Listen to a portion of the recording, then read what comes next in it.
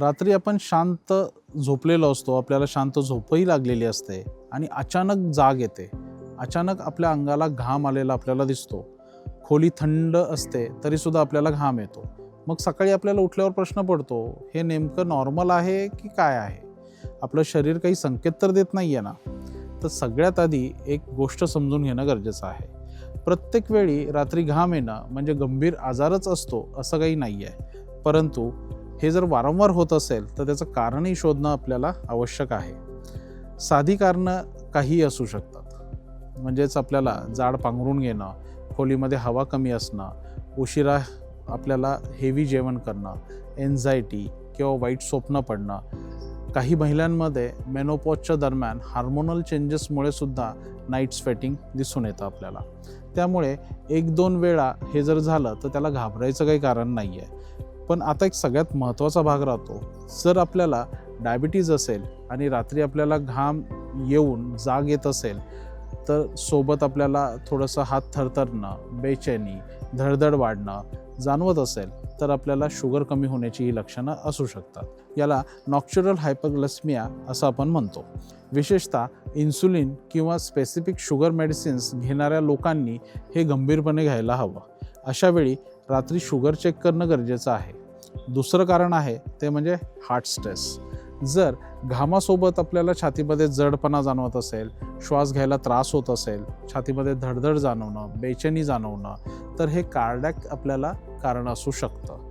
विशेषतः ज्यांना BP, diabetes, cholesterol किंवा याआधी हार्टचे काही प्रॉब्लेम असतील तर त्यांनी हे इग्नोर करू नये. तिसरं कारण स्लीप ॲपनिया. काही लोकांना झोप काही सेकंद लागते पण झोपेमध्ये आपल्याला श्वास हा थांबला जातो. मग अचानकपणे जाग येते आणि घाम येतो. दिवसभर झोप येणं, जोरात घोरणं, सकाळी डोकेदुखी ही त्याची चिन्ह असू शकतात. कधीकधी थायरॉईडमुळे सुद्धा असं आपल्याला जाणवून येतं.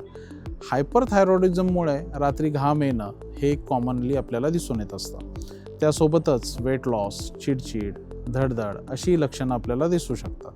आता डेंजर साईन कधी मानायचं या गोष्टींना? तर आठवड्यातून अनेक वेळा जर असं होत असेल, सोबत आपल्याला छातीत दुखणं, श्वास लागणं, शुगर खूप फ्लक्च्युएट होणं, त्याचबरोबर आपल्याला अनएक्सप्लेन्ड असं वेट लॉस होणं किंवा दिवसाढवळ्या जास्त थकवा आपल्याला जाणवणं, तर आपल्याला तपासणीमध्ये विलंब करून नाही जमणार.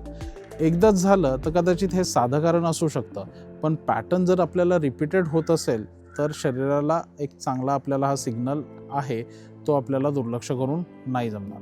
मग अशा वेळेस काय करावं? तर झोपण्याआधी हेवी जेवण आपल्याला टाळणं गरजेचं आहे. शुगर पेशंटनी रात्रीची शुगर पॅटर्नवर लक्ष ठेवणं गरजेचं आहे.